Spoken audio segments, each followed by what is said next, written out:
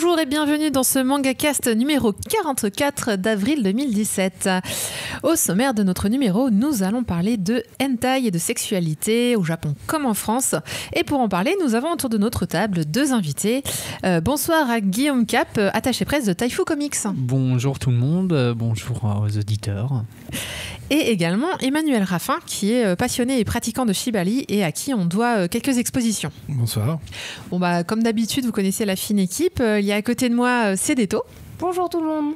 Ainsi que Monsieur Culot. Salut, salut. Et celui que vous ne devriez pas trop entendre, qui est concentré sur son ordinateur, Kobito. Oui, intérimaire de la musique. Donc, nous allons commencer ce débat en expliquant un peu le principal sujet. C'est quoi le hentai ? Alors, j'ai mis le, mais sachant qu'en fait, au Japon, c'est hentai tout court, qui signifie perversion. Et je regarde Guillaume parce que, Guillaume, comment tu pourrais expliquer qu'est-ce que le hentai ?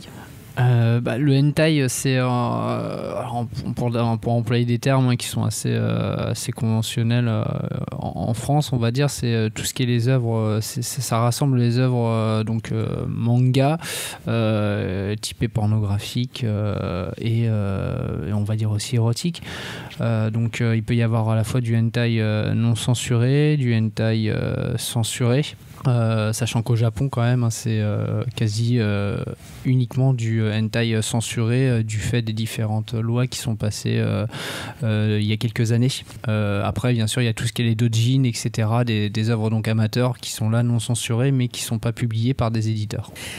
Du coup, est-ce qu'on pourrait dire que, alors on va pas en parler pour cette fois-là, mais les boys love, le yuri, tout ça c'est considéré comme du hentai en termes japonais mais pas trop français?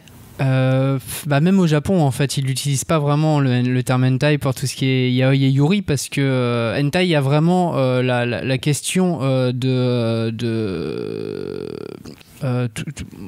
tout ce qui est on va dire sexuel, la question du sexe est beaucoup plus présente dans les œuvres hentai, là où dans le yaoi, dans les œuvres boys love, il y a des œuvres qui sont très explicites et il y en a qui le sont beaucoup moins et même d'autres qui ne le sont pas du tout.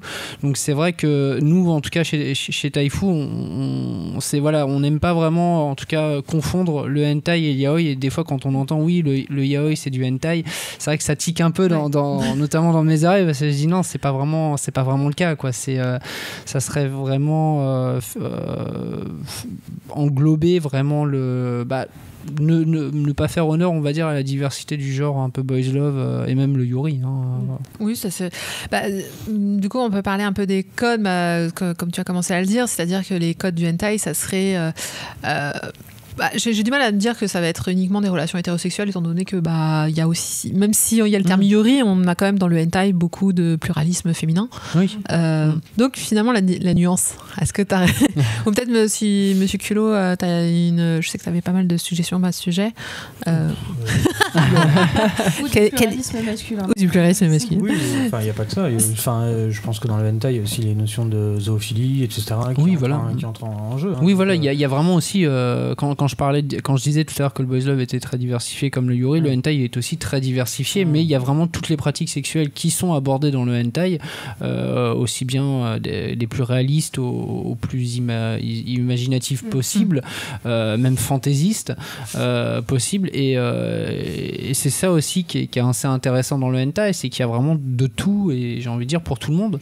On y trouve vraiment nos limites, mais aussi diversité au final. Voilà, c'est ça, c'est exactement ça. Voilà, il n'y a pas vraiment de limite à l'imagination des auteurs de hentai, et c'est ce qui fait d'ailleurs que il y a certaines thématiques qui peuvent être très présentes au Japon, qui peuvent être même publiées au Japon et qui ne peuvent pas être publiées en France pour diverses raisons. Et du coup, quelle différence tu vois par exemple, parce que tu as dû te renseigner, tu as dû comparer quand même entre les publications japonaises et les publications françaises. Tu parles de BD érotique par exemple. Quelles sont les différences fondamentales qu'on peut trouver entre la BD érotique et le manga hentai en général?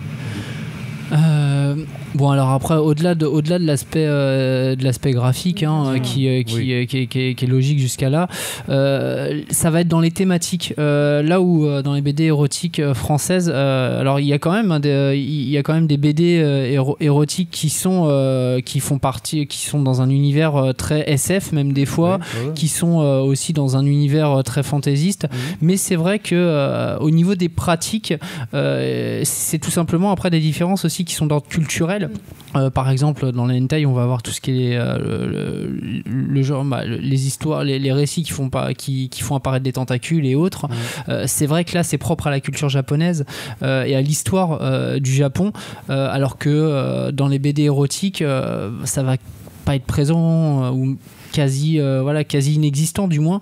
Il va y avoir après d'autres pratiques, d'autres thématiques là qui ne peuvent pas d'un point de vue légal être présentes en France et qui sont assez utilisées au Japon.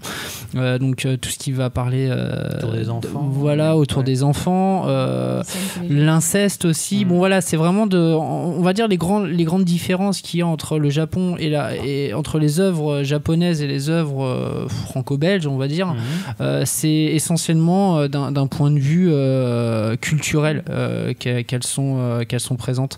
Après, sinon, voilà quoi, au niveau des scènes, du caractère explicite de ces scènes ou quoi que ce soit, là il n'y a pas vraiment de grande différence, quoi. On peut vraiment avoir de tout, encore plus d'ailleurs si on va voir du côté des États-Unis, où on peut vraiment avoir parce que des fois en fait ce qui choque un peu dans le hentai, c'est le caractère très dur, très froid des personnages, des scènes un peu violents même des fois, là où on entend le côté, je pense, dynamique qui est en vrai qui vient de la culture aussi du manga, les traits dynamisme ou des choses comme ça qui manifestent énormément d'énergie et qu'on trouve pas forcément dans la BD francophone. C'est ça, le découpage, etc. Les traits graphiques, mais bon voilà, là c'est vraiment d'un point de vue... quand j'ai eu l'occasion de voir des gens pas habitués feuilleter des hentai, par exemple la collection Sans Interdit de Taifu, c'est tout de suite, c'est violent. Et en fait, comme moi je suis habituée à ces codes-là, je trouvais ça pas... particulièrement violent. Au contraire, quand tu lis l'histoire, au final, la plupart, c'est des actes normaux. C'est juste que pour faire ressentir le dynamisme du mouvement, il y a des choses beaucoup plus fortes. Après, il y a de la mise en scène aussi, peut-être le zoom aussi qui est beaucoup utilisé, le zoom à l'intérieur, à l'extérieur. Voilà, là aussi, c'est beaucoup plus présent dans le manga que dans la BD franco-belge. Dis-moi si je me trompe, mais moi, j'ai l'impression que le franco-belge, même la culture européenne, je mets à part les États-Unis, parce que les États-Unis ont un rapport à la pornographie qui est vraiment très direct et violent, même s'il y a une censure au niveau du généraliste. Après, dès qu'on passe le pas de la porte, j'ai envie de dire, tout de suite on rentre dedans. Oui, voilà, c'est vraiment. Mais en France, on a plus une culture de l'érotisme en fait, plus que de la pornographie à proprement parler, comme il y a au Japon. Et puis il y a une certaine, il y a pas mal de complexes, je trouve, par rapport à la sexualité qu'on a dans notre culture européenne, notamment dû au christianisme, qui est quand même qui a toujours mis la culpabilité de la sexualité en avant. Enfin, dis-moi si je me... Oui, non, mais c'est vrai, mais non, c'est ce que je disais, voilà, c'est vraiment dû à des différences culturelles entre les pays. C'est vrai qu'au Japon, mine de rien, de l'extérieur, on se dit c'est un pays qui est très carré, qui est très clean, mais non, c'est le Japon a deux facettes et une fois, on va dire qu'on passe la porte et de cette culture carrée, au-delà, c'est un peu, ça part un peu, voilà, il n'y a pas de limite, quoi. Même dans le hentai, il y a quand même des codes bien particuliers. De scène, oui, voilà, c'est ce que je disais, voilà, au niveau de la mise en scène, au niveau de la structure, au niveau des plans utilisés, beaucoup de zoom aussi, tout simplement montrer les parties génitales, notamment féminines, de l'intérieur. Bon, voilà, tout ça, c'est quelque chose qui est assez, on va dire, unique au hentai et qui est pas présent, en tout cas, de ce que j'ai pu après voir dans un BD érotique franco-belge. Le fantasme jeune fille, en fait, ramène aussi des aspects culturels ou vestimentaires assez spécifiques, les uniformes. Voilà, les uniformes, là, c'est vraiment des fantasmes, même si les uniformes, après, c'est aussi en France. Mais c'est vrai que, voilà, notamment tout ce qui est écolière, jeune fille et tout, c'est vraiment très propre au Japon. Voilà, c'est la culture japonaise. Du coup, et du côté d'Emmanuel, au niveau du shibari, est-ce que il y a une... Voilà, est-ce qu'on pourrait dire qu'il y a un shibari français et un autre japonais, ou alors là par exemple il y a moins de différence vu que ça vient du Japon à l'origine?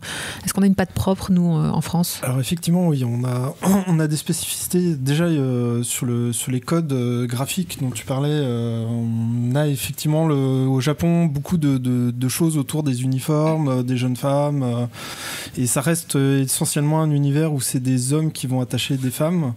En Europe et aux États-Unis, on va être sur une pratique qui va être beaucoup plus élargie, où ça va être des femmes qui vont attacher des femmes qui attachent des hommes qui attachent des hommes. Tout ça est très varié en fait. Il y a beaucoup plus de diversité dans la pratique française et dans la pratique européenne. Et on est beaucoup plus axé sécurité aussi qu'au Japon. Au Japon, le respect de la femme est quand même assez problématique de manière générale dans la société, et en particulier dans le shibari où voilà, les questions de sécurité, de consentement aussi même sont un petit peu secondaires. Ce qu'on ne retrouve pas du tout dans la pratique chez nous. Au contraire, c'est très lié à des questions de féminisme. Voilà, on a beaucoup de gens qui sont très militants, qui sont très impliqués dans tout un tas de questions sociétales autour. Donc voilà, on a des pratiques qui ont la même base. En fait, on essaye de s'inspirer vraiment des codes japonais, mais de les retranscrire à notre culture. Mais même aujourd'hui, la position de la femme n'a pas évolué justement dans ces pratiques, parce que moi je repense au hentai de Asuji Muroi qui montrait justement cette pratique d'attacher les femmes et surtout de les pendre par les pieds, par exemple. J'avais vu ça aussi dans un manga. Et du coup, aujourd'hui, toujours la femme, il y a toujours cette idée de domination dans Ah oui, parce que je sais que le shibari, enfin excuse-moi de te couper, à l'origine c'était une pratique religieuse qui vient de la culture shinto, non? Non, pas du tout. J'avais lu ça. Pas du tout. Alors non, le shibari en fait à la base c'est un art martial. Ouais. C'est un art martial médiéval, ce qu'on appelle le Hojojutsu ou le Nawajutsu. C'est un peu comme c'est des techniques ancestrales d'arrestation et d'exécution. D'accord, en fait. Voilà, ça remplace un petit peu le pilori chez nous. Donc le but c'était d'immobiliser, d'amener devant un juge, et si la personne était jugée coupable, on avait un petit peu à tirer sur des cordes et la personne s'étouffait et on la décapitait, ou sinon il était libéré. Donc il y avait une double pratique. Donc la corde devait pouvoir se libérer très rapidement, ou devait pouvoir exécuter la personne.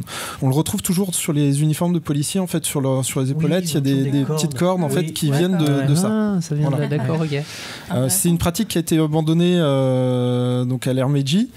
Donc voilà, période de modernité.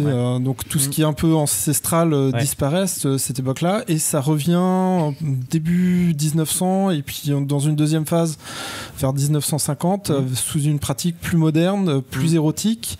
Oui, du coup on enlève tout l'aspect torture, entre guillemets. L'aspect torture-exécution, pour en garder que l'aspect torture érotique. Ça reste une pratique purement SM, purement sexuelle au Japon.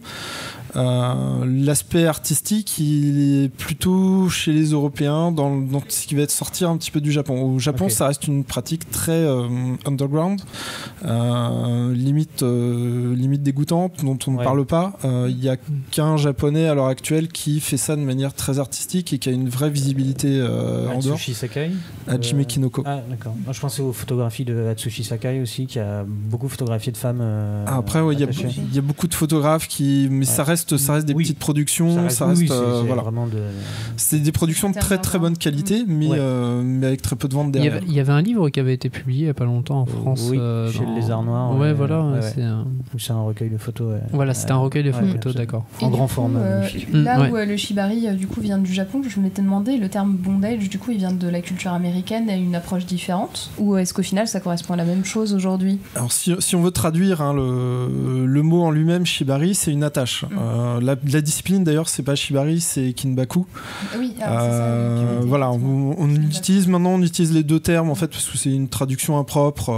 Voilà, même les Japonais ont utilisé le terme international qui est Shibari, donc c'est un échange culturel qui a fini par revenir chez eux. Voilà, donc on dit maintenant Shibari, les puristes utilisent Kinbaku, mais voilà, les deux termes font référence à la même chose.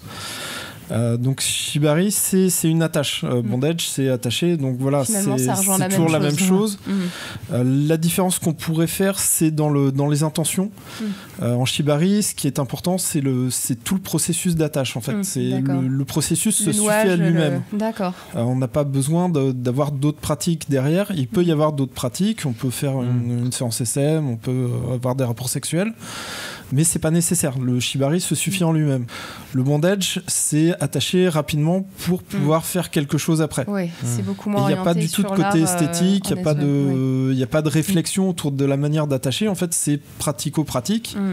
Il faut immobiliser la personne pour pouvoir lui faire ce qu'on veut après derrière. D'accord. C'est une pratique qui s'est développée à partir des années 30 aux États-Unis en fait, si je dis pas de bêtises. Je sais pas, je suis pas très expert en fait des pratiques américaines. Ouais, je sais qu'au Japon, c'est vraiment 1950 où ça commence à exploser.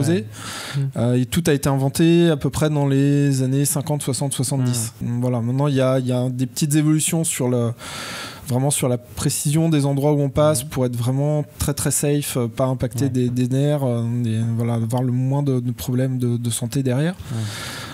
Mais ça reste vraiment des toutes petites évolutions. Tout a déjà été inventé en termes de figure. Et on garde les techniques d'origine qui avaient été développées durant l'ère Edo. Pas du tout. Non, les anciennes techniques, en fait, maintenant on travaille déjà avec des cordes doublées. Donc il y a deux fils de cordes en fait qui passent tout le temps, avec des endroits qu'on peut détacher rapidement, ce qui n'était pas du tout l'intérêt des pratiques ancestrales. L'intérêt c'était d'immobiliser la personne. Et de donc à la limite, si on pouvait appuyer sur si on pouvait appuyer sur des endroits qui paralysent. Faut mieux pas apprendre ce genre de choses en fait. ça pourrait. Faut pas se tromper de guide. C'est ça. On va repartir du côté de l'édition. En tout cas, le hentai est bien arrivé en France par le biais de différents auteurs. Tonkam en premier lieu en 1995 avec la publication d'Angel, qui à l'époque avait fait grand bruit et leur avait valu beaucoup de problèmes dont on va parler par la suite. Et puis d'autres. Et puis enfin Taifu avec leur collection 100% hentai sans interdit qui a commencé donc en 2013. Et alors la question qu'on se pose tous, c'est donc comment on arrive à se dire on va faire du hentai ou une collection entière de hentai, parce qu'à l'époque Taifu faisait quelques titres. Voilà, oui, on avait la collection Hot 2009. On cherchait son nom. Voilà, la collection Hot de Taifu qui publiait donc des mangas au format classique. Voilà. C'était des œuvres censurées. Et parmi les auteurs de cette collection, il y avait Saigado. Voilà, il y avait Saigado avec les loisirs d'Anna. préférés. Voilà, qui était l'auteur emblématique de cette collection, avec tout ce qui était aussi la saga des jeunes demoiselles, etc. Ah oui, c'est vrai. On va juste faire une petite parenthèse sur la censure, juste pour que les gens comprennent bien, puisque effectivement Taifu Comics, votre collection sans interdit, elle est emblématique parce qu'elle est sans censure. Voilà, et non censurée. Donc juste avant de parler comment vous en y êtes venu, donc la censure en gros c'est qu'au Japon on a du blanc à la place des organes génitaux.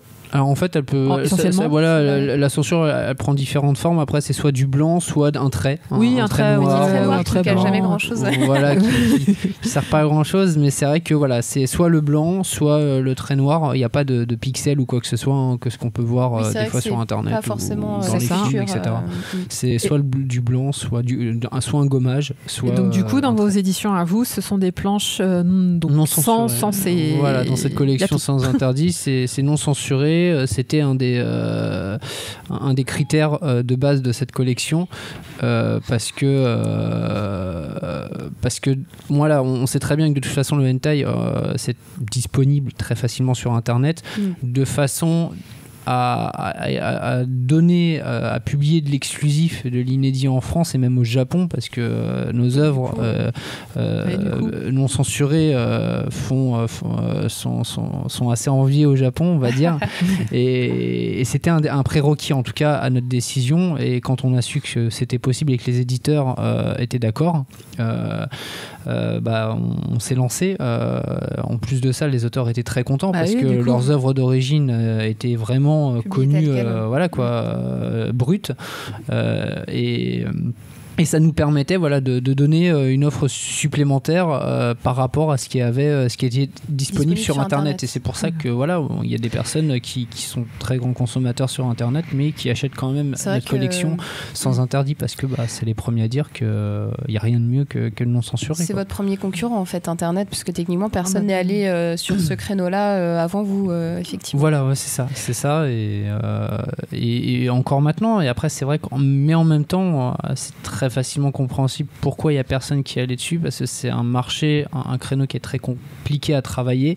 C'est des éditeurs japonais pas toujours accessibles aussi, non ? Voilà, qui ne sont pas toujours accessibles pour diverses raisons. Alors ça, je peux pas vraiment tout dire, mais c'est vrai que c'est très spécial pour certains d'entre eux. Et c'est aussi pour ça que il y a beaucoup de raisons en fait qui font que le hentai est un genre compliqué à travailler, des raisons qui sont propres au Japon, notamment via les éditeurs, des raisons qui sont propres à la France, et donc que ça soit par rapport aux lois françaises, que ça soit par rapport aux lecteurs français, que ça soit par rapport aussi au marché du manga en général. Et comment vous choisissez les titres du coup ? Alors les titres, on les choisit soit via les magazines de prépublication, soit via nos agents, qui démarchent directement. Nous aussi, on peut aller directement sur les sites internet des éditeurs, checker leur catalogue, etc. Mais voilà, c'est les trois, on va dire, les trois principaux moyens par lesquels on passe pour sélectionner nos œuvres. Mais voilà, ça reste les principaux, c'est quand même quand ça vient directement de nous, donc soit quand on regarde sur les magazines de prépublication, soit quand on regarde sur internet, parce que quand c'est nos agents qui envoient, la plupart du temps on check pas avant, même quand on leur dit ce qu'on veut, en disant bien, en faisant très attention à leur dire ce qu'on ne peut pas. Il y a toujours un gros pourcentage d'œuvres qui nous sont envoyées et qu'on ne peut pas travailler, donc et c'est vrai que c'est compliqué quand on reçoit on va dire 10 bouquins et que sur les 10 on en garde 2 parce que il y en a 8 qu'on peut vraiment pas publier en France, c'est pas possible. Donc c'est pour ça qu'on travaille beaucoup aussi de notre côté. Et vous envisagez pas, comme il y a souvent des recueils d'histoires courtes, éventuellement d'enlever un chapitre problématique si le reste du contenu est intéressant? C'est peut-être délicat. On l'a déjà fait sur cette collection. J'ai envie de dire malheureusement, parce que le but d'une collection sans interdit et non censurée, c'est qu'elle soit pas censurée. Alors quand ça s'est fait, c'est quand on avait c'est quand on nous avait dit vous inquiétez pas, il y a pas de problème, donc on a signé l'accord et au final on a reçu le bouquin, on a fait non, ça va pas être possible. Le seul où on a pris le parti de le faire, alors qu'on le savait, c'était Life Come à l'époque, qui était un des tout premiers titres. C'était d'ailleurs un grand format A4 de Saigado. On l'a fait parce que c'était Saigado, parce que c'était un auteur emblématique, que ça nous faisait plaisir de le sortir pour justement refaire parler de l'auteur. Mais clairement il y avait un chapitre et un personnage sur la couverture qui ne passait clairement pas pour la France. Donc mais ça s'est fait encore une fois avec l'accord de l'éditeur, avec l'accord de l'auteur, et si ça a été accepté, c'est parce que c'est avec leurs accords. On n'a jamais pris en tout cas une décision sans leur en parler avant. Donc, du coup, il y a un personnage qui manque sur la couverture de... Oui, sur la couverture de Life Come, en fait. C'est là, justement, le graphiste, il a fait un assez beau travail, puisque justement, ça se voit pas. C'est en fait le logo Life Come, il est au centre de la couverture. Et en fait, c'était à l'emplacement du personnage, du personnage féminin qui manquait. D'accord. Voilà, très jeune. Voilà. Du coup, est-ce qu'il y a des sujets qui fonctionnent plus que d'autres dans vos choix? C'est vrai que je trouve que Taifou a une ligne éditoriale assez claire. Alors, je dis pas que les titres se ressemblent, mais c'est vrai que les thématiques sont pas hyper variées. Mais peut-être que c'est une volonté, ou est-ce que... c'est des choses assez vanilla, souvent avec des personnages adultes ou jeunes adultes, forcément pour éviter les problèmes. C'est ça, voilà. C'est soit on est sur des personnages matures qui sont actifs dans la vie comédie, salaryman, etc. Soit on est sur du lycée, histoire on va dire scolaire, voilà, 18 ans, 19 ans, université.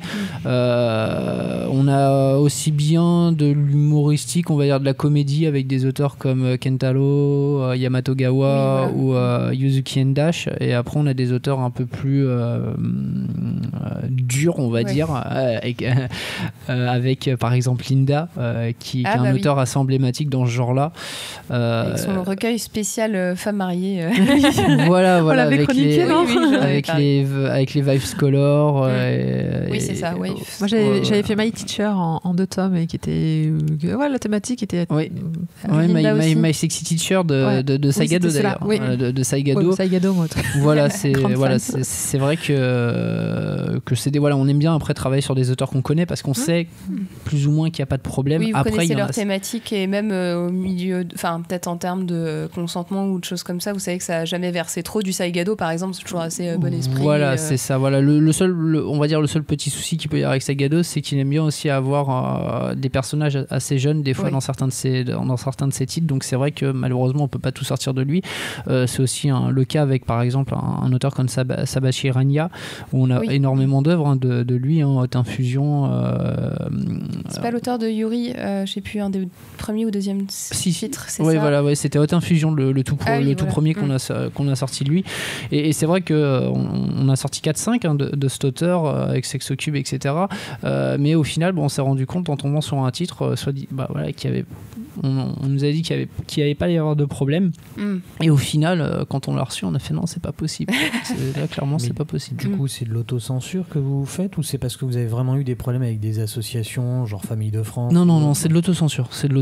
On prend la décision. Avant de exactement. En fait, un des premiers messages qu'on a voulu faire passer en publiant cette collection, c'est qu'on n'avait pas envie de tomber sur les travers qu'il y avait pu y avoir dans le passé, que ça soit dans le genre manga en général, prendre un peu, se servir un peu des erreurs, on va dire, des autres, mais pas forcément les éditeurs de hentai, vraiment du manga en général, et de façon à donner justement une bonne image du hentai. L'idée, c'est qu'il n'y ait pas de négligence éditoriale de on a signé un nouveau truc, on n'a pas fait gaffe, et oups.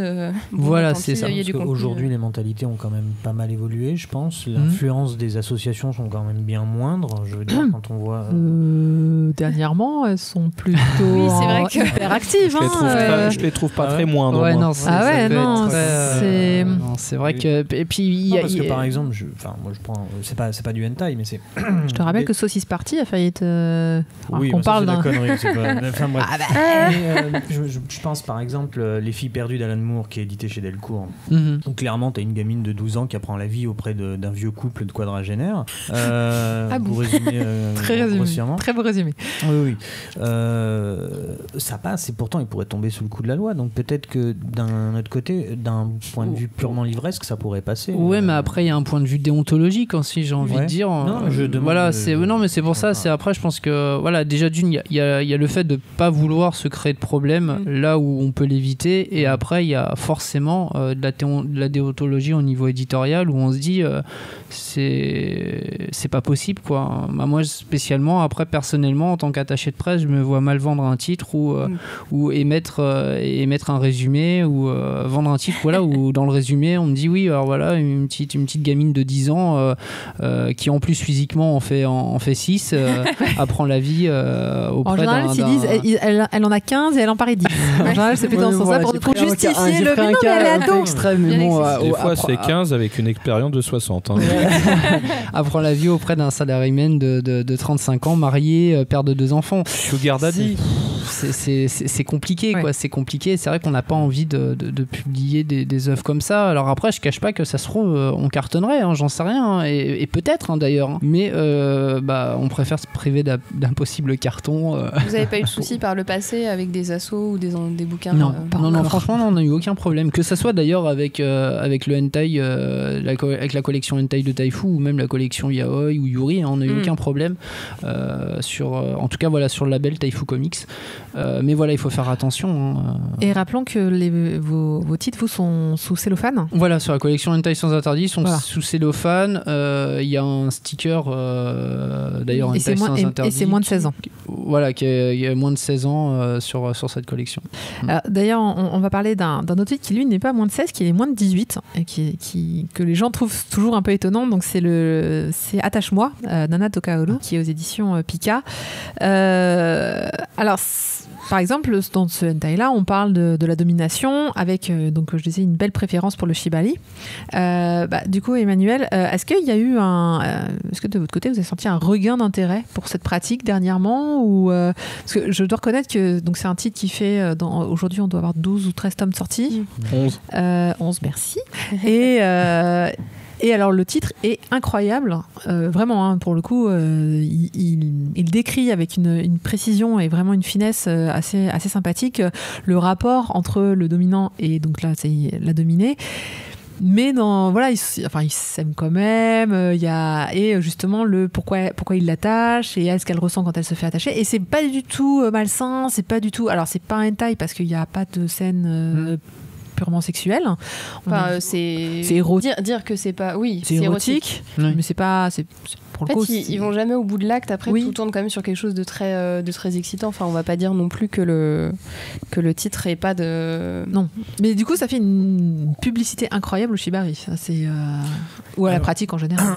Moi, j'ai feuilleté un petit peu ce titre parce que déjà, ça m'intéressait de base. Et j'ai été assez étonné effectivement par le réalisme des dessins parce que le shibari en manga hentai, c'est quelque chose d'assez classique qu'on retrouve depuis quelques années.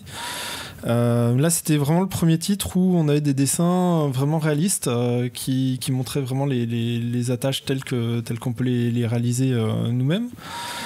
Et par contre, pour ce qui est de l'influence, j'ai pas dans la communauté, c'est pas un titre dont on parle beaucoup. Spécifiquement. En fait, c'est pas des petits jeunes qui sont arrivés en disant on n'a pas eu une grande vague de gens qui sont arrivés en nous disant j'ai vu ça dans le manga. Il n'y a pas eu les filles étonnamment, je suis déçue. Sinon, moi j'aurais pensé qu'il y avait plus de filles qui auraient voulu éventuellement tenter l'aventure. Après, peut-être qu'elles ont tenté chez elles, mais pas qu'elles sont allées vers des gens externes, parce que c'est quand même une démarche, je pense, supplémentaire de partager cette passion-là. Néanmoins, par exemple, sur Paris, ou après sur Internet, bien sûr, on trouve toutes sortes de gens qui sont prêts de réunions, on va dire, de gens qui proposent justement d'apprendre les façons d'attacher ou en présentant.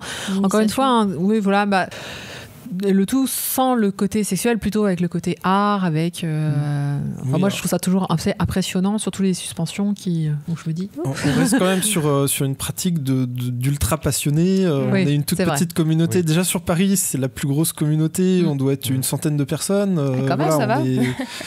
On est quand même très restreint entre guillemets et il y a une petite ouverture sur une communauté de gens qui sont des modèles photos, ceux avec qui je travaille essentiellement. C'est pour produire un bel objet artistique, donc une photo, une vidéo, différents supports. En fait, j'ai aussi des collaborations avec des artistes peintres. Mais c'est pas des gens qui vont pratiquer au quotidien, donc la communauté vraiment shibari elle est très petite. Mais elle demande de grandir. Non, j'avoue, c'est vrai que ce titre quand on en parle un tout petit peu, il a eu une bonne, je trouve, une très bonne une très bonne influence sur les jeunes en général. C'est donc ça change de parler de sexualité de façon responsable, avec le consentement, avec tout en parlant de rapport de domination et de soumission, de rappeler qu'il y a quand même des règles de respect. C'est cette justesse-là qui est plutôt là bien, où le hentai, c'est pas toujours. C'est plus compliqué.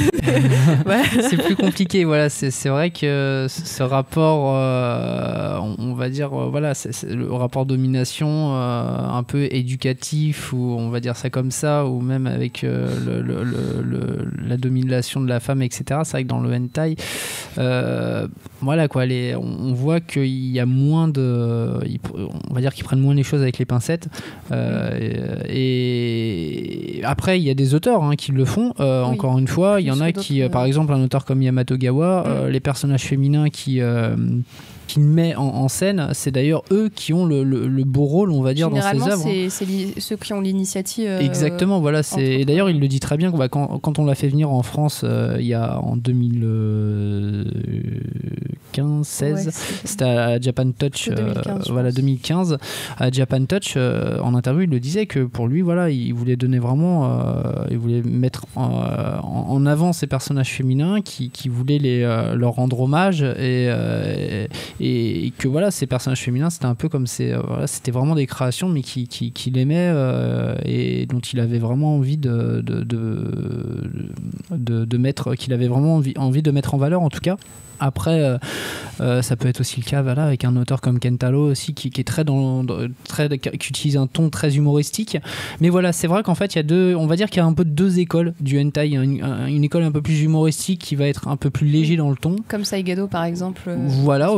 Saigado. Et après, il va y avoir une école beaucoup plus hard, comme encore une fois Linda, qui va pas forcément donner l'image la plus glamour de la femme. Il y a un rapport à humiliation aussi, des fois qui est un peu présent. Ah oui, non mais carrément, oui, c'est carrément ça. Après, il y a des auteurs qui vont aussi parler de problèmes de société, de titres. Dans notre catalogue, par exemple, on a un titre qui s'appelle Infidelity.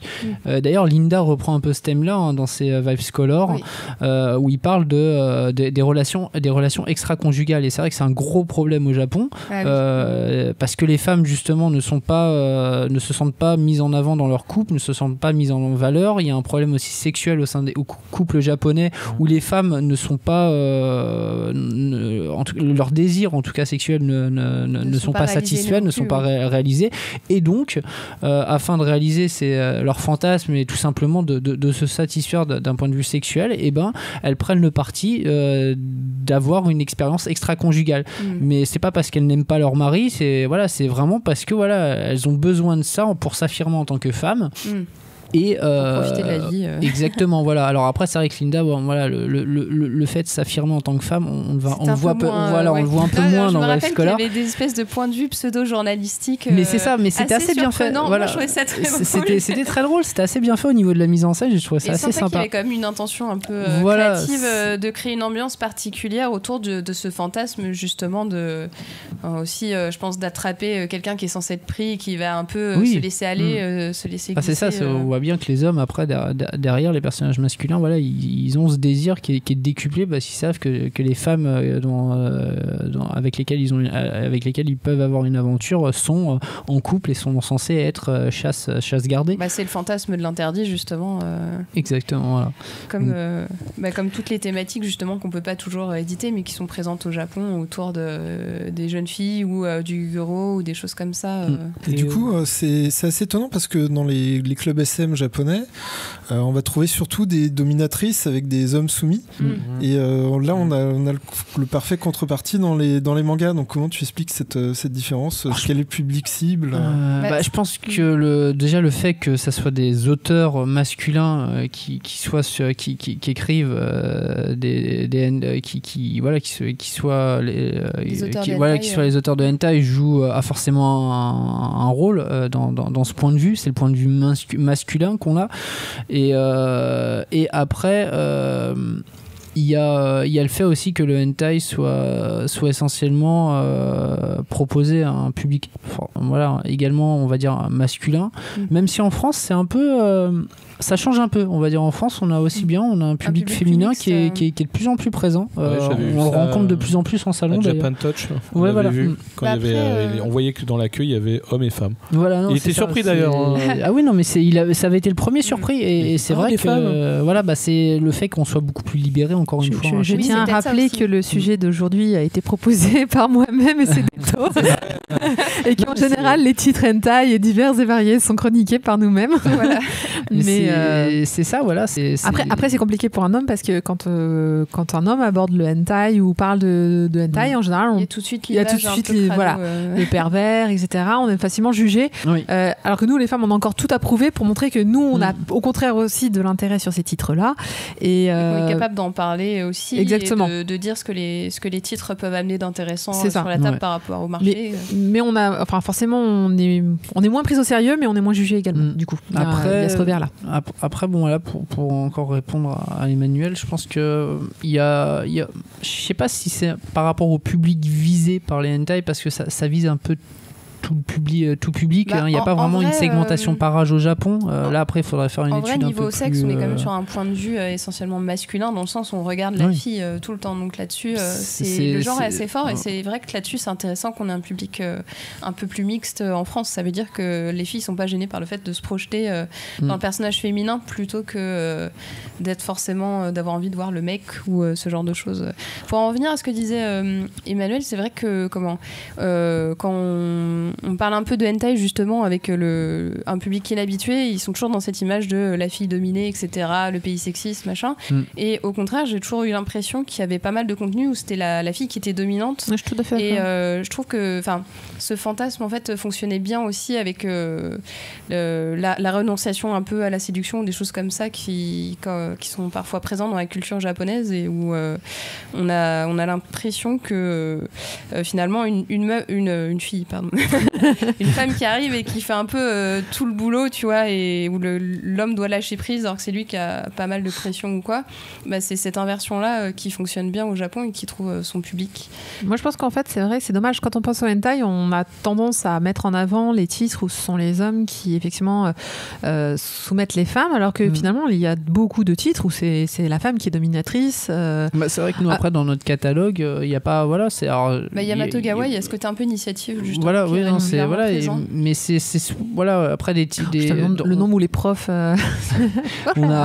c'est pas du 50-50, mais voilà, on va dire c'est soit voilà, il y a une certaine parité quand même entre les titres où c'est les hommes qui sont qui prennent qui sont dominants, d'autres où ça va être les femmes, et d'autres où tout simplement il va y avoir vraiment un rapport assez égalitaire entre les deux, quoi. Et c'est marrant ce que tu disais sur les auteurs essentiellement masculins. Je sais que je me rappelle avoir été plusieurs fois surprise, entre autres l'auteur de Velvet Kiss qui est en fait une femme, mais aussi plus généralement dans toute la production ecchi, par exemple l'auteur de Ichigo 100% qui est en fait une femme, ou des choses comme ça. On se rend compte qu'il y a quand même des femmes qui sont présentes et qui se retrouvent dans cette imagerie-là au Japon et qui produisent des choses qui plaisent aussi énormément aux hommes, mais qui en France, effectivement, après, c'est aussi ces femmes qui, comme je dis, ça fait aussi partie des problèmes un peu de la société japonaise et de leur statut au sein de la société et au sein de leur couple. C'est qu'il y en a certaines, elles prennent tellement sur elles, je pense, qu'elles ont besoin, et notamment quand elles sont mangaka, elles ont besoin un peu de se lâcher,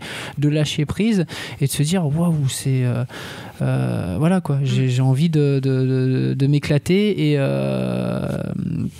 et d'en profiter. Et peut-être comme ça aussi qu'on trouve des auteurs de yaoi féminins qui se lâchent complètement. C'est aussi, voilà, c'est aussi un des meilleurs exemples, c'est dans le yaoi, quoi. Dans votre collection, il y a quand même Sister Cross Brother. Oui. Où là, l'auteur s'est lâché. Il y a même un encart à elle où elle explique son amour pour son frère et tout ça. Oui, c'est ça. Yuzuki Endash, d'ailleurs. À part tirer son titre. On renie pas. Putain, j'étais un peu inquiet quand même à la lecture de son vécu. Mais on a eu à peu près la même réflexion. C'est vrai que ça nous a fait assez rire. Mais c'est vrai que ça fait partie de ces auteurs, nous en tout cas, qu'on apprécie dans ce catalogue. En tout cas qu'on apprécie après tous les auteurs, hein. Forcément voilà, si on les a pris pour les publier, c'est qu'on a une certaine affinité avec eux. C'est vrai que dans ces mots d'auteur, on sent aussi une certaine passion. Mais je pense qu'il faut être vraiment passionné, quoi, pour travailler, voilà, pour notamment voilà pour s'investir dans une carrière, parce que voilà, les auteurs de hentai ou même de yaoi et de yuri, c'est pas forcément les auteurs les plus connus, les plus reconnus. Rares titres qui ressortent, je pense. C'est ça, ils sont obligés de se cacher, d'avoir une deuxième identité dans certains cas. Il faut la vivre, je pense, leur vie. Et oui, non, il faut être vraiment passionné pour s'investir dans cette carrière, quoi. Parce je me rappelle d'une illustratrice qui fait aussi des illustrations de jeux vidéo érotiques et qui avait dit mais mes parents ne savent pas que je fais ça. Et elle travaille sous le pseudo pour être ni vu ni connu. Si vous voulez un autre point de vue, il y a un titre que j'avais chroniqué qui est vraiment très drôle, où c'est moi vierge, je suis dessinatrice de hentai. Alors c'est le titre qui est paru en France au Clair de Lune, si je ne me trompe pas. Où effectivement, elle raconte toutes ces années. Alors c'est marrant parce que le dessin est assez moche, mais je pense que c'est pour éviter d'être connu. Où elle raconte comment elle fait pour raconter des histoires de hentai, alors que en fait, elle dit j'ai beaucoup regardé de vidéos, et puis après elle s'imagine les pratiques, elle s'imagine des trucs, et et là c'est drôle, mais c'est vrai que ça. Et là encore, en plus c'est une femme, donc c'est d'autant plus drôle. Du coup, dans le vas-y. Dans le shibari, du coup, on a souvent cette image des femmes qui sont attachées. Est-ce que la pratique est mixte? On retrouve beaucoup de femmes qui attachent des hommes ou des femmes ou d'autres femmes. Ou d'hommes qui attachent des hommes. Au début, tu disais que c'était européen surtout. On se trouve. Alors dans le shibari japonais, pas du tout. C'est vraiment que des hommes qui attachent des femmes. On va très très peu trouver d'autres types d'imagerie.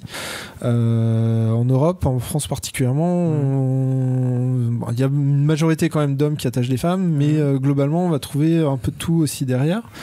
Et moi j'ai regardé un petit peu dans les stats de mon site, donc là où je publie mes photos, j'ai un public qui est essentiellement féminin. Et l'article qui a le mieux marché, c'est quand j'ai attaché un homme en fait. Donc ça énormément plu. Peut-être aussi parce qu'il n'y a pas beaucoup de documentation là-dessus. Tout à fait, ouais.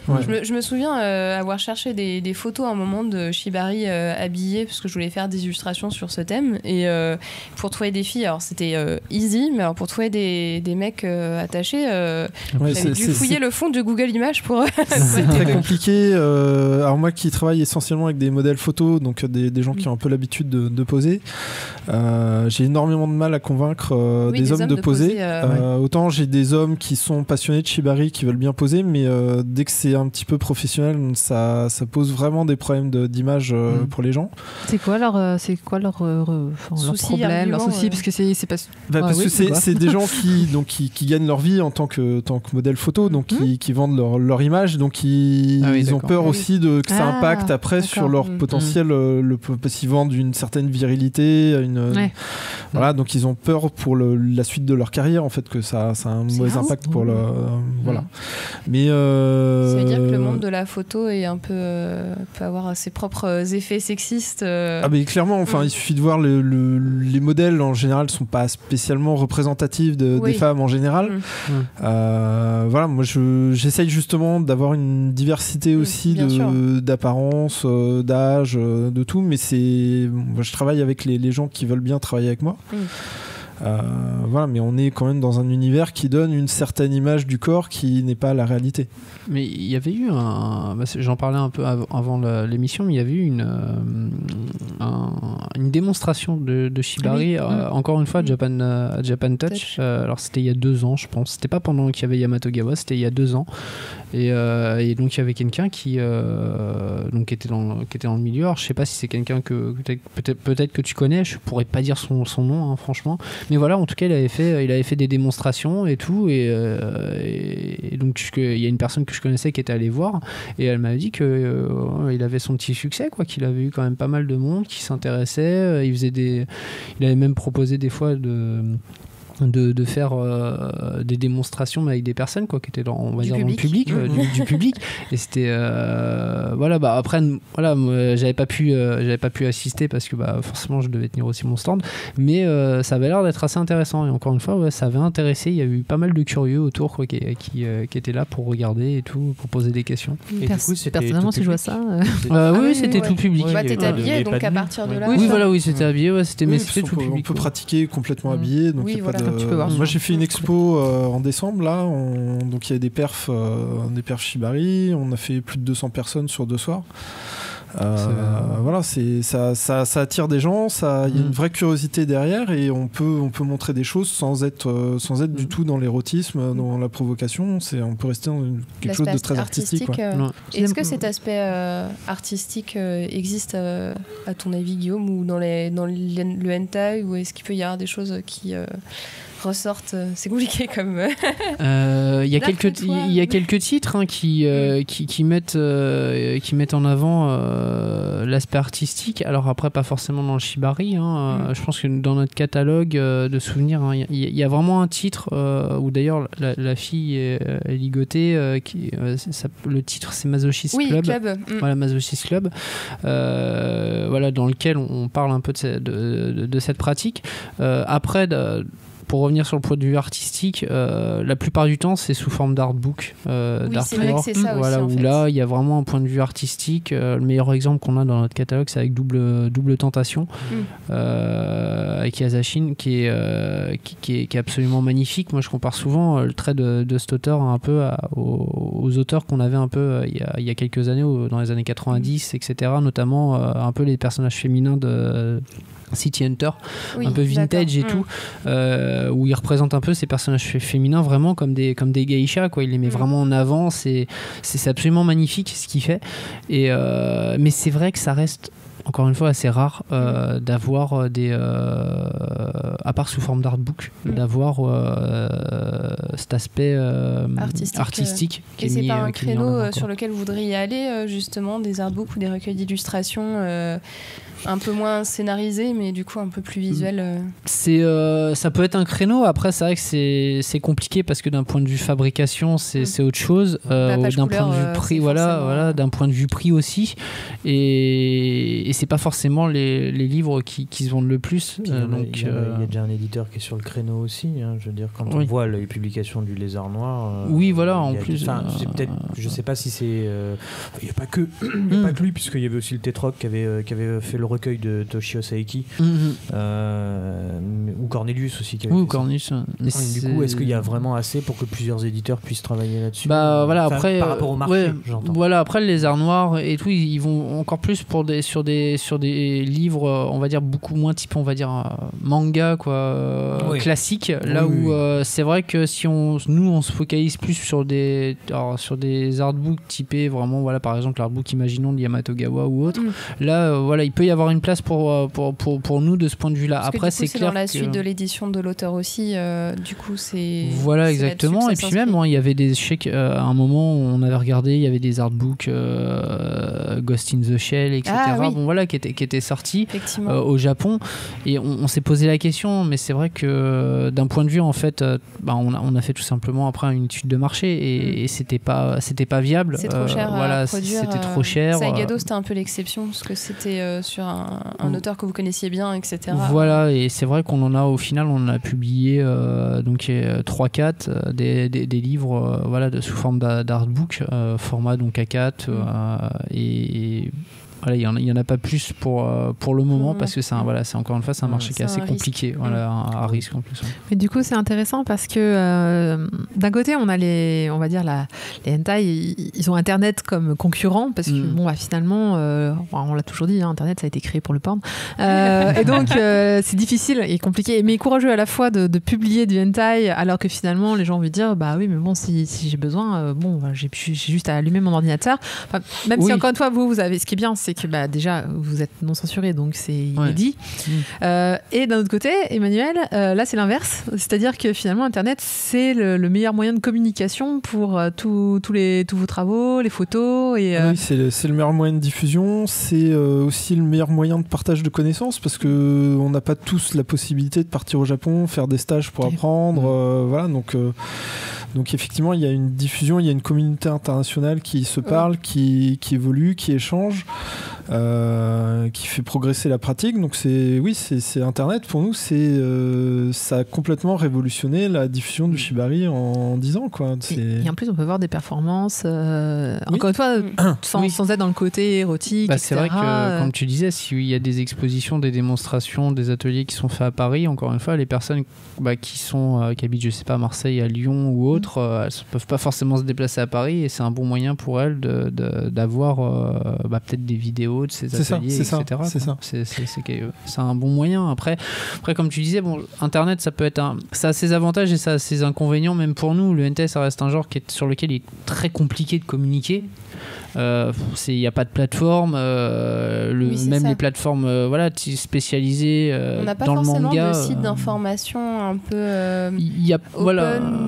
non, il n'y en a pas en France. Voilà, il y en a pas en France. Les sites spécialisés, ils en parlent, mais de façon très brève. En même temps, je le comprends. C'est clair que quand on a, je sais pas, on va dire un Yokai Watch et que juste après il y a une news sur du hentai, ça fait un peu tiquer. Donc voilà quoi. C'est pour ça que c'est très compliqué à travailler et à mettre en avant. Et Internet nous aide justement à ce niveau-là pour communiquer.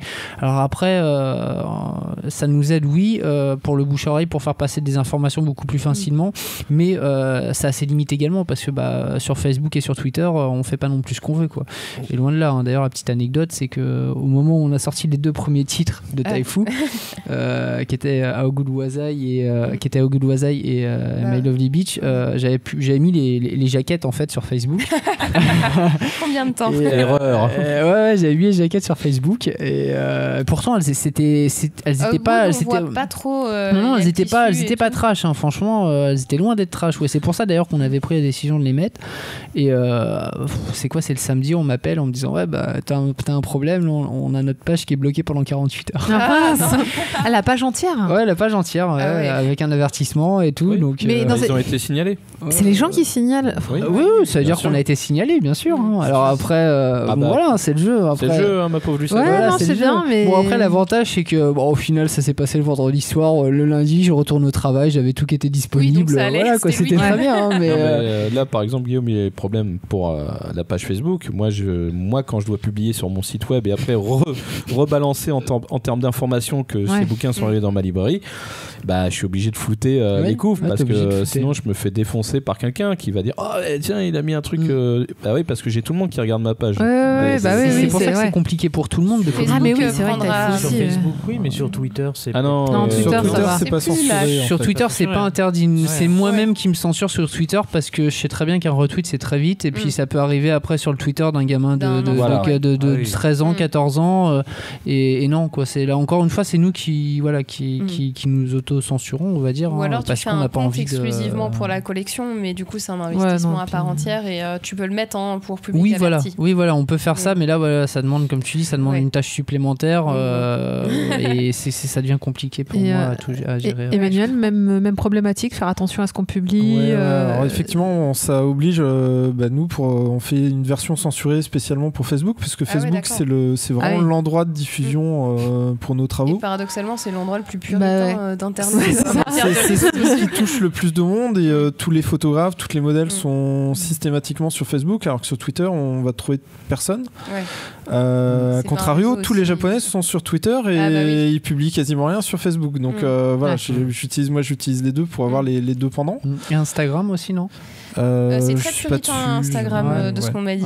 J'en ai parlé avec Balak qui fait l'auteur de Asman, qui fait aussi des illustrations hentai dans son coin. Il avait dit mais Instagram c'est le pire, c'est le truc où ça tient encore moins. Parce que même je me disais Instagram les photos disparaissent en fait, mais le compte n'est pas bloqué, alors que sur Facebook le compte est bloqué. En fait, c'est ça que je me disais pour le shibari justement, où tu peux faire ça de façon habillée comme tu disais. Après il y a simplement le fait que les modèles soient attachés. Et après je me disais peut-être que justement ça pouvait passer sur Instagram quoi, mais même ça simplement en fait la pratique en elle-même dérange quoi, ça peut déranger sur Instagram. Si t'es habillé, je pense a priori ça passe habillé en fait, ça va être vraiment les tétons, le sexe, voilà, si dès que t'as sur Facebook, dès que t'as masqué en fait les tétons, ça passe hein, il y a des éditeurs vidéo qui ont une couve avec une jeune femme avec un téton, on parle de films des années 70-80. Ils ont des problèmes. Ils ont des problèmes hein, et on parle de couve artistique. L'origine du monde il reste pas longtemps sur Facebook en général. Non. Et ce qui est très drôle, c'est que quand je publie des photos d'hommes attachés, du coup, j'ai pas besoin de censurer les tétons des hommes. Les tétons de femmes, ça passe pas. Ça marche super bien. Donc, ça, c'est le paradoxe de Facebook, effectivement. Il y a beaucoup de paradoxes sur Facebook. C'est très rigolo. C'est la culture américaine et ses propres règles qui s'imposent aussi. Donc, au moment où tous ces paradoxes-là ressortent. C'est amusant parce que le site internet sur lequel je regarde la majorité des doujins a deux facettes. Il y a le site hentai, on va dire, où il publie un maximum de doujins, donc des fanzines pornographiques, on va dire classique entre guillemets. Je ne sais pas trop comment le présenter autrement. Et après, il y a la hidden face. Voilà, et après il y a en fait on peut rentrer par une version différente du site. Il y a un Et là, backdoor. on a Tu parles vraiment de ce site, tu parles vraiment du panda triste. Là. et donc là c'est bon, on a l'intégralité des titres, notamment avec les sujets les plus vastes et variés. Vastes et variés, je préfère dire. Après ils sont pas forcément sensibles. Par exemple, on peut parler du goulot, qui est les tortures. Alors là pour le coup torture vraiment à couper des membres, etc. Gore, Vraiment gore, qui pour moi est pas c'est pas ma cam, mais je vois rien de choquant dans le sens où légalement ça c'est pas illégal. C'est pas des âges quoi. Tu vois, J'ai vu des trucs monstrueux. Je parle de photos, mais Ah oui. des photos Ah oui. par exemple de jeunes filles qui se font le seppuku, qui est quand même assez répandu dans le milieu SM japonais. Oui, mais du coup, Alors c'est pour ça que la différence c'est photo et. Oui, et c'est pour ça que je cassais le côté jeune fille déjà. Moi je. Oui, enfin même si t'enlèves les jeunes filles, Par le le boulot, fait c'est une de se image faire de sortir violence. les viscères. Ah quand oui, même, Oui, mais du coup, entre une photo et une illustration, je trouve ça complètement Tranquille. différent. À l'aise. Non, si tu vas par là, l'auteur de l'habitant de l'infini, Samura, il aime bien découper des morceaux de nichon Ouais. dans son manga. Oh, Il pareil. est où le problème? Et pareil pour Ichi the Killer, qui était aussi dans le type très. Après, il y a quelque chose qu'on a vu et moi, c'est quelque chose un peu que j'ai du mal à comprendre. C'est quand il y a tout ce qui est en rapport, on va dire, avec le côté sensuel, sexuel. On a énormément de problèmes avec ça en France. On va nous dire, ah non, jamais ça dans mon... Alors, je prends des gros exemples, attention. Mais, ah ouais, non, jamais ça dans ma bibliothèque, jamais ça dans mon CDI, les yaoi, les yuri, non, je veux pas ça et tout. Alors, par contre, ça ne dérange personne qui ait des œuvres super trash, gore, des tueries. Là, encore, aucun problème, quoi. Là, je peux mettre ça dans mon CDI, rayon adulte, ça passe tranquille, easy. Young adulte à la limite. Pareil, hein, mais chez tout le monde. Hein, là, je dis bibliothèque, mais c'est chez tout le monde. Ça ne choque personne, même un client, même un lecteur. On va lui montrer la pire tuerie au monde. Il va dire, oh là, c'est génial et tout. Oh là, c'est ouf, quoi. Il y a plein de morts. Il y a eu une 50aine de morts. C'est des élèves qui se sont tués alors qu'ils étaient censés être potes et tout. C'est cool. Mais par contre, on va leur dire, mais là, c'est une Battle fille, Royale. C'est deux filles qui font l'amour. Les vieux lecteurs de BD fonctionnent à l'inverse en fait. C'est-à-dire que tu vas leur dire tuerie de masse et tout, ils vont faire ouais, c'est bon, j'en ai déjà eu plein. Alors là, vous voyez, elle est en train de lui faire caca dans la bouche. Ah ouais, c'est pas trop mon truc, mais je vais quand même le prendre. Non, mais c'est vrai que c'est quelque chose que je trouve assez bizarre, ce paradoxe aussi qu'on a en France en tout cas. Vaut mieux de la tuerie que du cul. Hein. Oui, voilà, Ouais, c'est ça. C'est fait de la guerre, pas l'amour, et moi ça me perturbe. Ouais, voilà, mais exactement, voilà, c'est ça. Le capitalisme a gagné. À 6 ans, tu peux mettre Walking Dead c'est pas gênant, tu vois. Non, mais c'est ça. Moi, je me suis amusé une fois. Je suis allé à la médiathèque de ma ville, donc je vais pas citer ma ville, sinon je vais avoir des et j'ai dit, et j'ai fait, mais des yaoi très soft et tout. Il y a voilà quoi, du 7 Days ou autre. Voilà, simplement, on parle de romance homosexuelle, mais voilà. Parce qu'en plus, t'as dit le mot qu'il fallait pas, romance homosexuelle. Voilà, j'ai mis. Alors voilà, mais en fait, voilà, et en fait, et dans ma main, j'avais un titre pareil. Je dirais pas le titre et l'éditeur, mais super trash quoi. Et alors elle me dit non, ça, on préfère pas en avoir dans notre CDI et tout, dans notre médiathèque et tout machin. Dévoiement de la jeunesse. Genre l'attaque des titans, je suis sûre qu'il est dans 3/4 des boutiques, alors que oui, voilà, mais bon, après l'attaque des titans, il y a le côté imaginaire, donc on va dire oui, mais c'est de l'imaginaire, c'est de la fantaisie, etc. Bon, à la limite, je suis sûr dans ta main il y avait le titre qui s'appelait Game. Non, même pas. Petit trash avec des gens qui meurent, tout ça. Non, franchement, c'était même pas ça. Et à un moment, je lui ai sorti, je lui ai fait, par contre, ça vous dérange pas d'avoir ça? Et puis, donc j'avais checké 2-3 pages auparavant, et elle me fait, oui, mais c'est pas la même chose. C'est pas réaliste. C'est pas réaliste, voilà. C'est romancé. Je fais, oui, effectivement, oui, c'est vrai que c'est romancé. C'est vrai qu'un dans 7 Days, c'est romancé, y a pas de problème. C'est vrai qu'inculquer un message aux enfants de dire, mais tu peux tuer ton prochain, mon gamin, et puis plus il y a de sang, mieux c'est, alors que de dire mais tu sais, voilà, avoir des sentiments pour une personne du même sexe que soi, ce n'est pas grave. C'est clair que le message éducatif est beaucoup plus facile quand il y a du sang et des têtes qui tombent à côté. Tue ton prochain. Et ça, tue ton prochain. Question, ça passe bien quand on dit qu'on pratique le shibari? Quand ça arrive dans une discussion. Est-ce que tu l'as dit à tes parents? Alors, mes parents, non. Mes collègues de travail sont au courant. Il y en a qui sont passés sur les expos.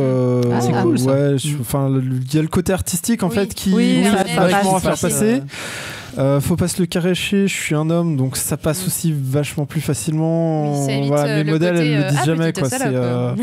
C'est vrai que pour une fille, c'est très compliqué pour une femme d'expliquer qu'autant, je pense que pour une attacheuse, ça doit plus facilement passer. Que pour une nana qui se fait attacher, c'est très compliqué. Donc, c'est quelque chose, malheureusement, où les gens s'imaginent forcément que ce que tu crées artistiquement, c'est ce que tu es. Et c'est vrai que moi, du côté illustration, justement, c'est souvent un souci. Enfin, j'ai vraiment eu des fois des commentaires du type dis donc tu dessines ça mais quelque chose, et je suis en mode non mais j'ai juste dessiné ça parce que j'en avais aussi envie et qu'artistiquement j'avais des choses à exprimer et ça veut rien dire sur ce que je suis. Et c'est vrai que de ce côté là par contre quand on a fait des chroniques on n'a pas eu de retour forcément désobligeant là-dessus, quasiment jamais, plutôt enthousiaste à la rigueur même, mais surtout que nous en général on n'hésite pas à dire que justement qu'on n'a pas de problème avec le sujet, qu'on n'a pas de problème à évoquer la sexualité ou autre, et on peut en parler comme tout le monde, c'est ça, rendre le sujet moins tabou. Ça en est une preuve, monsieur Culot et moi on dit rien depuis tout à l'heure. Mais après je pense que voilà, il y a de toute façon après il y a un gros problème avec l'image qu'on se fait d'une personne, soit par la façon dont elle s'habille, coupe de cheveux, ce qu'elle peut lire, ce qu'elle peut regarder, ce qu'elle peut dessiner, ce qu'elle peut pratiquer, et on se dit, et en fait on fait un transfert directement. C'est ça. Et ça on le voit pour tout, hein. On dit voilà, oui tu aimes bien te faire attacher, t'aimes bien te faire suspendre, t'es une soumise, tu dessines, je sais pas, du hentai ou du yaoi, ah là là, t'es une cochonne. Moi le nombre de fois, alors maintenant un peu moins quand même, le nombre de fois où sur le stand Taifu Comics, vu qu'en plus moi je m'occupe de tout ce qui est Yaoi Boys Love, mais nombre de fois où on m'a demandé plus ou moins gentiment, mais des fois, alors j'ai remarqué, on m'a demandé ah là là mais tu vends du yaoi mais t'es gay, ou ah là là mais regarde-moi ça il est gay. J'ai envie et j'ai déconné, je fais mais non mais je suis alors voilà, maintenant c'est, au début c'était mais non pas du tout, maintenant je fais et si c'est le cas en quoi ça te dérange, quoi. C'est ça. C'est voilà, en fait, c'est plutôt ça la réponse, c'est voilà, c'est il faut mais c'est vrai qu'en fait final c'est horrible à dire mais s'habituer à ce genre de message et les prendre maintenant, on devrait pas avoir à s'habituer à ce genre de message. Il y a rien de choquant, mais c'est simplement en fait ça me choque pas qu'on me dise que je suis gay ou j'en ai rien à faire, au contraire d'ailleurs. Ça fait marrer. Mais c'est en fait ce qui me dérange, c'est le transfert qu'on fait pour tout à ce niveau-là, quoi. C'est drôle parce que toujours autant le cas qu'avant, ou les mentalités évoluent quand même. Je trouve que ça pue. Dis-nous que ça évolue. Franchement, laisse-nous une petite note d'espoir. C'est qui tout quoi. Je pense que non, c'est un peu la même chose. Alors après, c'est un peu toujours la même chose. Ça se fait. Alors par contre, ça on va dire un peu plus normal, mais en ce qui me concerne moi, c'est quand il va y avoir un public féminin, je vais moins ressentir. Quand c'est un public masculin, par contre, de toute façon, quand il y a des hommes qui passent devant le rayon yaoi, alors là, c'est tout de suite. C'est des retros Satanas. Incroyable. Hein, oui, voilà. Non, mais je suis choquée par les mecs qui sont en mode, un peu vulgos, quoi, et qui déprécient le truc comme pour se refuser l'idée que ça pourrait leur plaire à la lecture, quoi. Que ça soit au hentai, ou le nombre de, moi, je sais qu'il y a une ou deux fois où on m'a dit, mais vous devriez les brûler vos bouquins. Et encore récemment, il y a une amie qui fait des œuvres Boys Love et qui est sur un salon.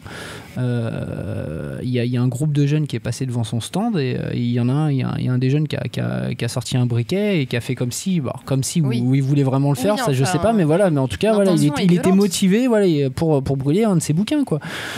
C'est quand même horrible d'en arriver à ce point-là, et tout ça en fait ça fait que voilà, il y a des personnes qui sont obligées de cacher une passion alors qu'elle a rien d'anormal. Je trouve que le plus dommage, c'est que justement les mangas en général montraient que les gens allaient au-delà de l'apparence. C'est drôle parce que dans Nana no Kaoru, c'est exactement ça. C'est-à-dire que finalement, c'est le garçon un peu chétif, un peu en retrait, qui est un peu, on va dire, pas très affirmé dans la vie.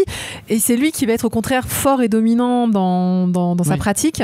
Et pas, au contraire, Nana qui est la nana forte, qui est présidente de son lycée, etc. Qui derrière a besoin de se lâcher, etc. Moi, c'est vrai que la plupart des gens que je connais qui ont des pratiques de ce type, tu verrais que dans la vie réelle, c'est l'inverse en fait, toujours. Et donc ça, voilà. Et dans les mangas, la majorité du temps, ça va toujours être le petit chétif qui va devenir fort. Ça va souvent être l'apparence va beaucoup plus loin. Donc c'est dommage que les gens s'arrêtent finalement et fassent des transferts aussi rapides et faciles, alors qu'on est en train, au contraire, par la lecture, leur apprendre que jugez pas les gens par la couverture, quoi. Mais c'est un peu ça. Ni les mangas par leur couverture, s'il vous plaît. Aussi, tant qu'à faire, même si elles sont très belles. On va s'arrêter là. Je voudrais juste rappeler un petit peu vos actualités avant de se quitter sur ce débat qui, ma foi, j'espère, aura permis aux gens de connaître. Moi, j'ai appris plein de trucs. Oui, mais on va commencer par Emmanuel. Donc, tu as un blog. Ah oui, alors j'ai un blog sur lequel je publie l'intégralité des shootings sur lesquels je participe. Donc, et puis des tutos Shibari, des tas de choses autour de la culture Shibari, en fait, et japonaise, j'ai vu. Bouquins, ouais, mes voyages au Japon aussi, pas mal de photos que je fais. D'ailleurs, tu vas souvent au Japon J'y vais à peu près tous les 2 ans depuis le début des années 2000. D'accord. Ouais, c'est vraiment une passion. C'est un pays qui m'a touché énormément, donc j'adore tous les aspects de la culture. Le goût de reviens-y du Japon. C'est ça. Mais étonnamment, j'ai pas encore fait de Shibari là-bas. Ça ne saurait tarder. Voilà, c'est ce que j'étais en train de me demander, parce que justement, vu que tu es un des représentants, on va dire, en France, c'est vrai que ça pourrait être. Comme tu disais que l'approche était un peu différente et pas forcément artistique. Voilà, de faire découvrir un peu de Shibari à la française au Japon, quoi, ça peut être. Ouais, alors j'aimerais bien. En fait, je planifie un voyage pour prendre des cours là-bas. Donc, d'accord. Ce sera certainement fin d'année ou début d'année prochaine. Ça va commencer à s'articuler, mais voilà. Donc vous retrouverez l'info du blog sur le site internet, mais tu peux dire tout de suite l'adresse. Boudoirshibari.com. Et puis je serai en expo, donc pareil avec des démonstrations, des perf live, des photos, tout ça. À partir du 17 juin pour un mois, ce sera à Bagnolet. Donc il y aura toutes les infos sur le site. C'est encore en train de se monter, mais voilà, je peux annoncer ça aujourd'hui. Ah bah c'est super, merci. Félicitations.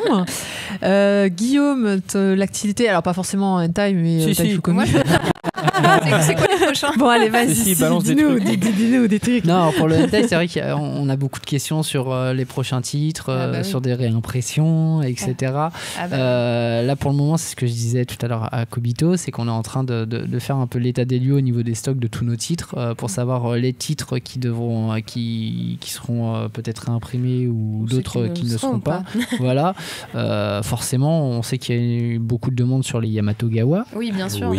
Donc on est en train de regarder tout ça de notre côté. Vous avez dit de les acheter dès qu'ils sortaient. Voilà, mais en plus c'est pas comme si on les avait pas réimprimés pour certains. Ah oui.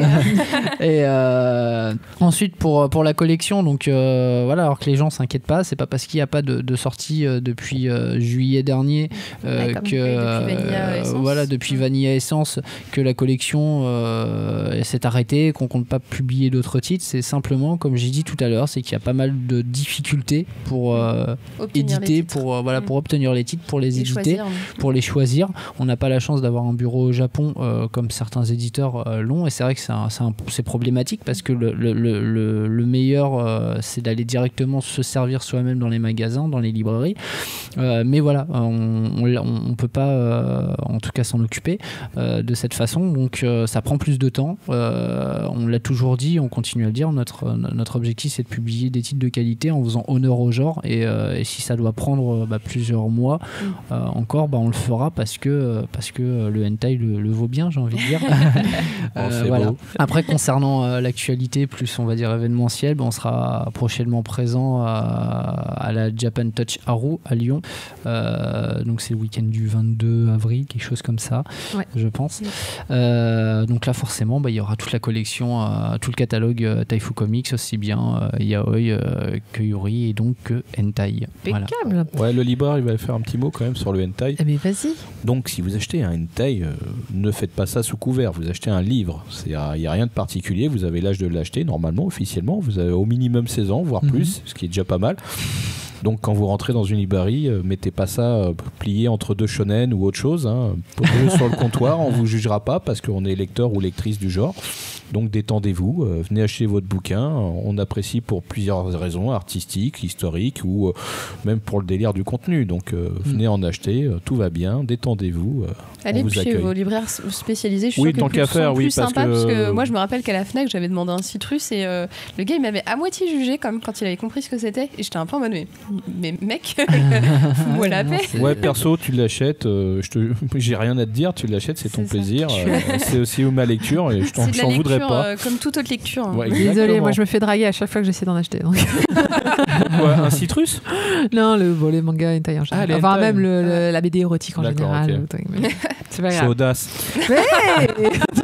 Je demanderai à notre vendeur en salon s'il drague aussi les clientes. Ou je checkerai un peu. Où se fait-il draguer lui-même?